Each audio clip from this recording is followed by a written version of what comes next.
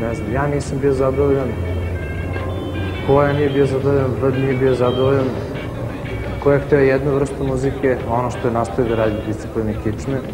Ja sam hteo da probam drugi način da dođem do ljudi. Znači, hteo sam da pokušam da ljudima nešto govorim na drugi način. Znači, ne samo putem agresije, putem